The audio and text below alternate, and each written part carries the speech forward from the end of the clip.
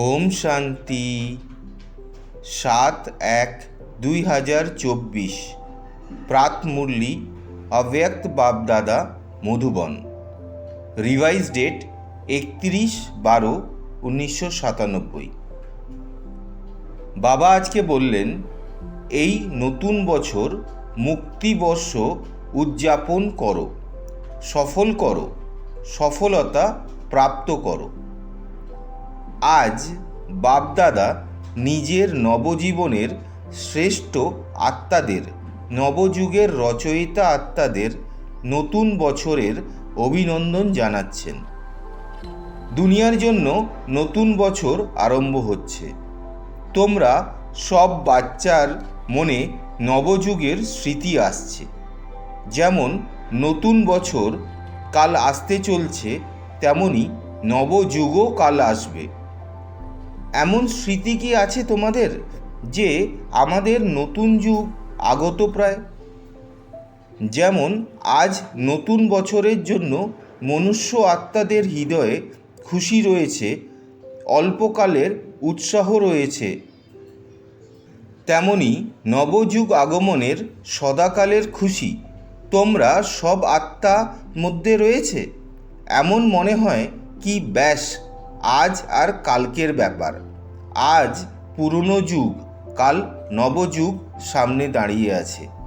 Drama অনুসারে আজ আর কালকের বিষয়। এমন স্পষ্ট স্মৃতি অনুভব হয় তোমাদের? নাকি শুধু নতুন বছর উদযাপন করতে এসেছো? নতুন বছর নবযুগের স্মৃতি মনে করিয়ে দেয়। এই উৎসাহ উদ্দীপনা হৃদয়ে থাকে কি যে কাল তোমরা কি হতে চলেছ? নিজের নতুন শরীররূপী ড্রেস সামনে আসে। মনে আছে তোমাদের নতুন শরীর নতুন যুগে কী রকম সুন্দর ছিল? কেমন যুগ ছিল, কেমন রাজ্য ছিল, প্রকৃতি কেমন দাসী ছিল, শতপ্রধান ছিল। সেই রাজ্য অধিকারী স্থিতি স্পষ্ট বোধগম্য হচ্ছে। সেই দুনিয়া কত সুন্দর।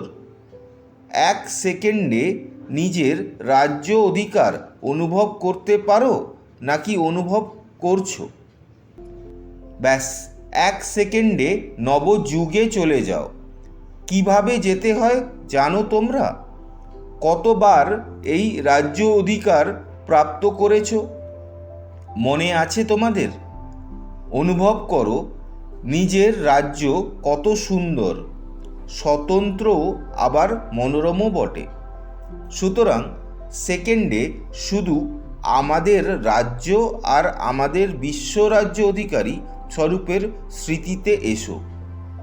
লোকে নতুন বছরে একে অপরকে অল্পকালের গিফট দিয়ে থাকে, আর বাবা গিফট দেন নবযুগের বিশ্ব রাজত্বের অধিকারের। এই অবিনাশী গিফট এই সময় বাবার দ্বারা তোমাদের সবার জন্য অটল ভবিতব্য হয়ে যায়, যে ভবিতব্যকে কেউ টলাতে পারে না, অচল, অখণ্ড। তো এমন গিফট প্রাপ্ত হয়েছে তো। সুতরাং এই গিফট রক্ষণাবেক্ষণ করতে হবে। কোনো ডাকাত এই গিফট যেন না নিয়ে যায়। তোমাদের সবার কাছে ডবল লক আছে তো?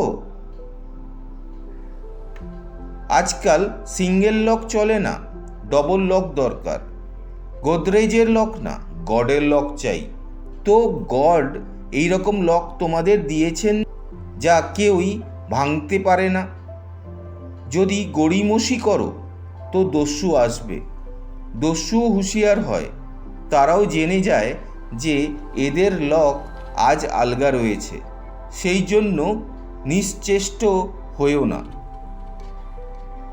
আজকের মধুর বরদান হল দৃঢ় নিশ্চয়ের আধারে সদা বিজয়ী হওয়া ব্রহ্মা বাবার স্নেহী ভব। যে দৃঢ় নিশ্চয় রাখে তো নিশ্চয়ের বিজয় কখনো ব্যাহত হতে পারে না।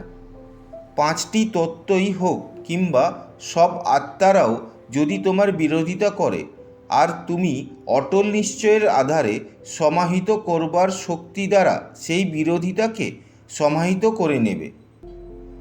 নিশ্চয়ে কখনো দোলাচল হতে পারে না। এই রকম অচল থাকা বিজয়ী বাচ্চারাই বাবার স্নেহী হয়। স্নেহী বাচ্চারা সর্বদা ব্রহ্মা বাবার ভুজাতে সমাহিত হয়ে থাকে।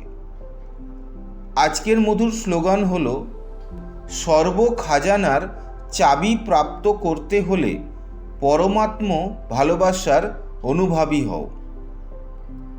শুক্রিয়া বাবা। ওম শান্তি।